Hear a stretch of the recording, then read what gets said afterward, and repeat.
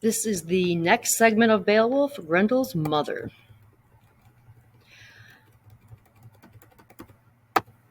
Although one monster has died, another still lives. From her lair in a cold and murky lake, where she has been brooding over her loss, Grendel's mother emerges, bent on revenge. So she reached Herot, where the Danes slept, as though already dead. Her visit ended their good fortune, reversed the bright vein of their luck. No female, no matter how fierce, could have come with a man's strength, fought with the power and courage men fight with, smashing their shining swords, their bloody hammer-forged blades onto boar-headed helmets, slashing and stabbing with the sharpest of points. The soldiers raised their shields and drew those gleaming swords, swung them above the piled up benches, leaving their mail shirts and their helmets where they'd lain, when the terror took hold of them. To save her life, she moved still faster, took a single victim, and fled from the hall, running to the moors, discovered, but her supper assured, sheltered in her dripping claws. She'd taken Hrothgar's closest friend, the man he most loved of all men on earth. She'd killed a glorious soldier, cut a noble life short. No Geat could have stopped her. Beowulf and his band had been given better beds. Sleep had come to them in a different hall. Then all Herot burst into shouts. She had carried off Grendel's claw. Sorrow had returned to Denmark. They traded deaths, Danes, and monsters, but no one had won. Both had lost. Devastated by the loss of his friend, Hrothgar sends for Beowulf and recounts what Grendel's mother has done. Then Hrothgar describes the dark lake where Grendel's mother has dwelt with her son. They live in secret places, windy cliffs, wolf dens where water pours from the rocks, then runs underground, where mist steams like black clouds, and the groves of trees growing out over their lake are all covered with frozen spray, and wind down snake-like roots that reach as far as the water and help keep it dark. At night, that lake burns like a torch. No one knows its bottom. No wisdom reaches such depths. A deer hunting through the woods by packs of hounds, a stag with great horns, though driven through the forest from faraway places, prefers to die on those shores, refuses to save its life in that water. It isn't far, nor is it a pleasant spot. When the wind stirs and storms waves splash toward the sky, as dark as the air, as black as the rain that the heavens weep, our only help, again, lies with you. Grendel's mother is hidden in her terrible home, in a place you've not seen. Seek it if you dare. Save us once more, and again twisted gold, heaped up ancient treasures will reward you for the battle you win.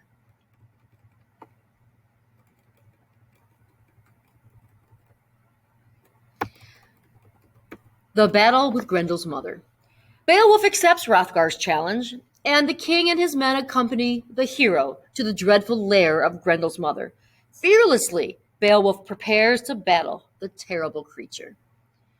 He leaped into the lake, would not wait for anyone's answer. The heaving water covered him over. For hours he sank through the waves. At last he saw the mud of the bottom, and all at once the greedy she-wolf, who'd ruled those waters for 100 years, discovered him. Saw that a creature from above had come to explore the bottom of her wet world. She welcomed him in her claws, clutched at him savagely, but could not harm him.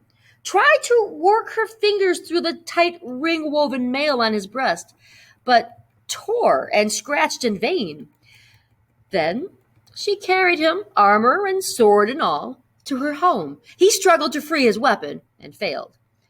The fight brought other monsters swimming to see her catch a host of sea beasts who beat at his mail shirt, stabbing with tusks and teeth as they followed along.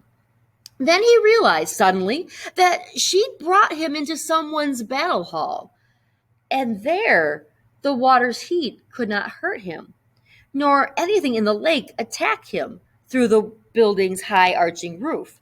A brilliant light burned all around him, the lake itself like a fiery flame. Then he saw the mighty water witch and swung his sword, his mail-marked blade, straight at her head. The iron sang its fierce song, saying Beowulf's strength.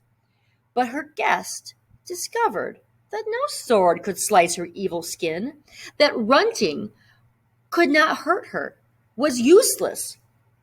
Now, when he needed it, they wrestled. She ripped and tore and clawed at him, bit holes in his helmet, and that too failed him. For the first time in years of being worn to war, it would earn no glory. It was the last time anyone would wear it. But Beowulf longed only for fame, leaped back into battle. He tossed his sword aside, angry. The steel-edged blade lay where he dropped it. If weapons were useless, he'd use his hands, the strength in his fingers. So fame comes to the men who mean to win it and care about nothing else. He raised his arms and seized her by the shoulder. Anger doubled his strength. He threw her to the floor. She fell. Grendel's fierce mother and the Geats' proud prince was ready to leap on her. But she rose at once and repaid him with her clutching claws, wildly tearing at him. He was weary, that best and strongest of soldiers. His feet stumbled, and in an instant she had him down, held helpless. Squatting with her weight on his stomach, she drew a dagger, brown with dried blood, and prepared to avenge her only son. But he was stretched on his back, and her stabbing blade was blunted by the woven mail shirt he wore on his chest. The hammered links held. The point could not touch him. He'd have traveled to the bottom of the earth, Edgitho's son, and died there if that shining woven metal had not helped. And holy God, who sent him victory, gave judgment for truth and right, ruler of the heavens. Once Beowulf was back on his feet and fighting. Then he saw, hanging on the wall, a heavy sword, hammered by giants strong and blessed with their magic, the best of all weapons, but so massive that no ordinary men could lift its carved and decorated length. He drew it from its scabbard, broke the chain on its hilt, and then, savage, now angry and desperate, lifted it high over his head and struck with all the strength he had left, caught her in the neck, and cut it through, broke bones and all. Her body fell to the floor, lifeless. The sword was wet with her blood, and Beowulf rejoiced at the sight. The brilliant light shone suddenly as though burning in that hall, and as bright as heaven's own candle lit in the sky. He looked at her home, then, following along the wall, went walking, his hands tight on the sword, his heart still angry. He was hunting another dead monster, and took his weapon with him for final revenge against Grendel's vicious attacks, his nighttime raids over and over, coming to Herot when Hrothgar's men slept, killing them in their beds, eating some on the spot, 15 or more, and running to his loathsome moor with another such sickening meal waiting in his pouch. But Beowulf repaid him for those visits, found him lying dead in his corner, armless, exactly as that fierce fighter had sent him out from Herot, then struck off his head with a single swift blow. The body jerked for the last time, then lay still. The wise old warriors who surrounded Hrothgar, like him staring into the monster's lake, saw the waves surging and blood spurting through.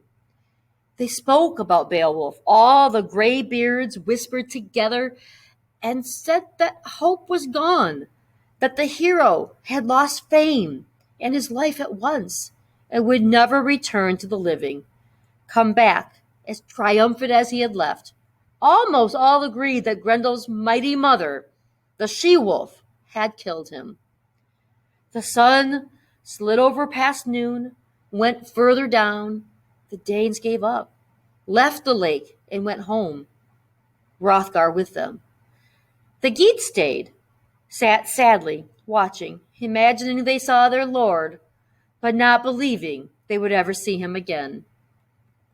Then the sword melted, blood-soaked, dripping down like water, disappearing like ice when the world's eternal Lord loosens invisible fetters and unwinds icicles and frost, as only he can. He who rules time and seasons. He who is truly God.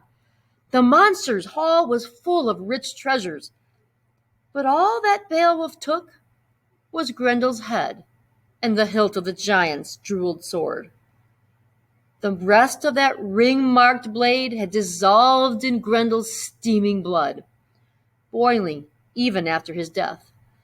And then the battle's only survivor swam up and away from those silent corpses. The water was calm and clean, the whole huge lake peaceful, once the demons who lived in it were dead. Then that noble protector of all seamen swam to land, rejoicing in the heavy burdens he was bringing with him. He and all his glorious band of Geats thanked God that their leader had come back unharmed. They left the lake together. The Geats carried Beowulf's helmet and his mail shirt. Behind them the water slowly thickened as the monster's blood came seeping up. They walked quickly, happily, across roads all of them remembered, left the lake and the cliffs alongside it, brave men staggering under the weight of Grendel's skull, too heavy for fewer than 4 of them to handle, 2 on each side of the spear jammed through it, yet proud of their ugly load and determined that the Danes, seated in Herot, should see it. Soon 14 Geats arrived at the hall, bold and warlike.